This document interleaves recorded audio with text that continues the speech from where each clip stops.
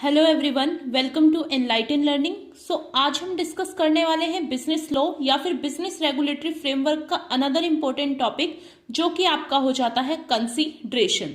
Consideration काफी important topic हो जाता है आपके बिजनेस लॉ का। एवरी ईयर शॉर्ट में बीकॉम एंड बीबीए में यहाँ से क्वेश्चन आपके रेज होते हैं कि कंसीडरेशन क्या होता है, बताएं।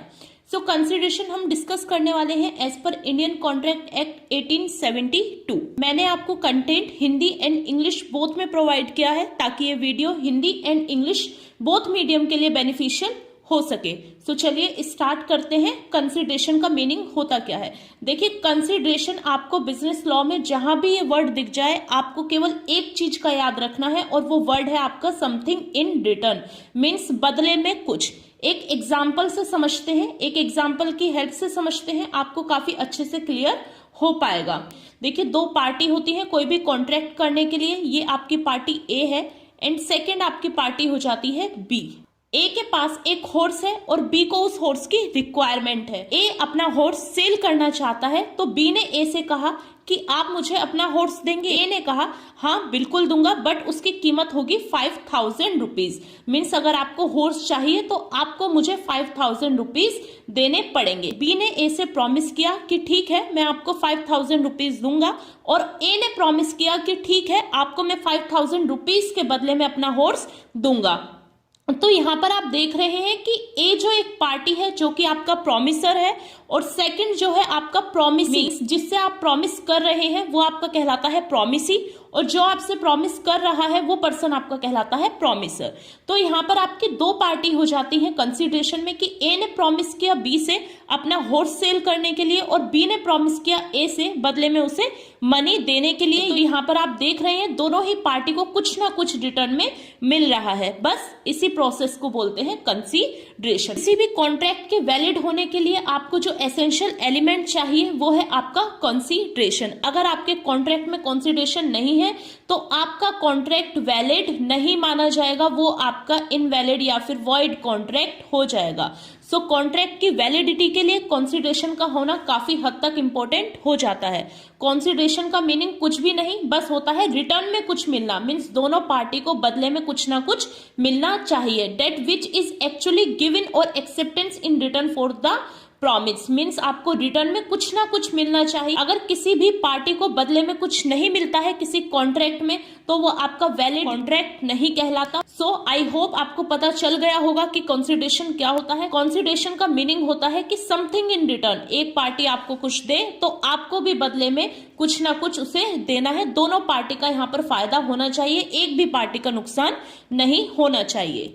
यहाँ पर आपका वही एग्जाम्पल गिवन है कि ए ने एग्री किया अपना हॉर्स सेल करने के लिए बी को, बदले में उन्होंने मांगे 5000 रुपीज, और बी ने प्रॉमिस किया ए को कि वो बदले में 5000 रुपीज देगा। तो आप यहाँ पर देख रहे हैं कि ए को मिल रहा है यहाँ पर 5000 रुपीज और बी को मिल रहा है हॉर्स। दोनों ही पार्टी एक दूसरे को कुछ ना कुछ दे रही है। यही प्रोसेस आपका कहलाता है कंसीडरेशन। अब इसके कैरेक्टरिस्टिक्स या फिर एसेंशियल एलिमेंट देख लेते हैं कंसीडरेशन के कौन कौन से होते हैं। आपकी आंसर राइटिंग में आपको ये काफी हेल्प करने वाले हैं। फर्स्ट हो जाता है consideration must B at the desire of promiser.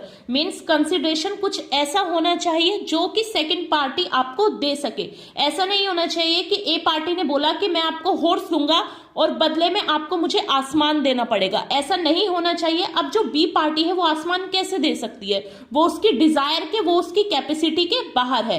Consideration ऐसा होना चाहिए जो दोनों ही पार्टी एक दूसरे से पूरा कर सके। नेक्स्ट हो जाता है it may be move the promisee और एनी अदर पर्सन। कंसीडरेशन आपका हो सकता है दो पार्टी से हो या फिर एक पार्टी आपकी मीडिएटर हो, आप थर्ड पार्टी से कंसीडरेशन करें तो वो भी आपका वैलिड माना जाएगा। फॉर एग्जाम्पल कि यहाँ पर ए की नीड थी कि उसे हॉर्स सेल करना है, और ए का फ्रेंड है बी जिसे कि हॉर्स की रिक्वायरमेंट नहीं है। अब यहाँ पर थर्ड पार्टी आ जाती है सी को हॉर्स चाहिए। बी ने क्या कराया? बी ने ए और सी के बीच में डील कराई, तो यहाँ पर हो गई आपकी थ्री पार्टी। तो ये वही कहता है कि कंसीडरेशन आपका मूव कर सकता है सेकंड पार्टी से भी ज्यादा के साथ में। नेक्स्ट होता है आपका consideration must be real not illusory. Means आपका जो कंसीडरेशन है वो रियल होना चाहिए। मीन्स दो पार्टी के बीच में ऐसी चीज को लेके कॉन्ट्रैक्ट होना चाहिए जो कि रियल में एग्जिस्टेंस करती हैं। ऐसे नहीं होना चाहिए कि सेम एग्जांपल कि ए ने कहा कि मैं आपको हॉर्स दूंगा और बदले में आप मुझे आसमान दे दो। ऐसा नहीं हो सकता क्योंकि वो रियल नहीं है, वो उसकी कैपेबिलिटी नहीं है, डिजायर नहीं है, वो चीज एग्जिस्ट नहीं करती। तो कंसिडरेशन अगर ऐसा होगा तो वो वैलिड आपका नहीं होगा, वो आपका वॉइड बन जाएगा। नेक्स्ट और लास्ट वन है कंसिडरेशन में भी प्रेजेंट, पास्ट और फ्यूचर। देखिए कंसिडरेशन आपको जरूरी नहीं है कि प्रेजेंट में ही मिले।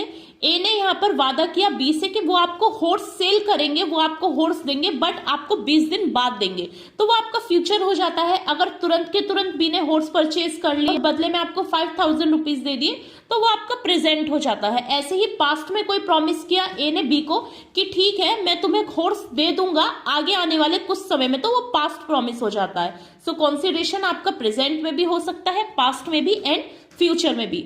आशा करती हूँ आपको इस वर्ड का मीनिंग अच्छे से क्लियर हो गया होगा कि कंसिडरेशन आखिर होता क्या है, कंसिडरेशन आखिर किस चिड़िया का नाम है। If you like this video then please do like, share and subscribe. And one more thing, जो आप बिजनेस रेगुलेटरी फ्रेमवर्क या फिर बिजनेस लॉ का नेक्स्ट वीडियो चाहते हैं वो प्लीज आप मुझे कमेंट सेक्शन में लिख दीजिएगा। Thank you for watching this video guys.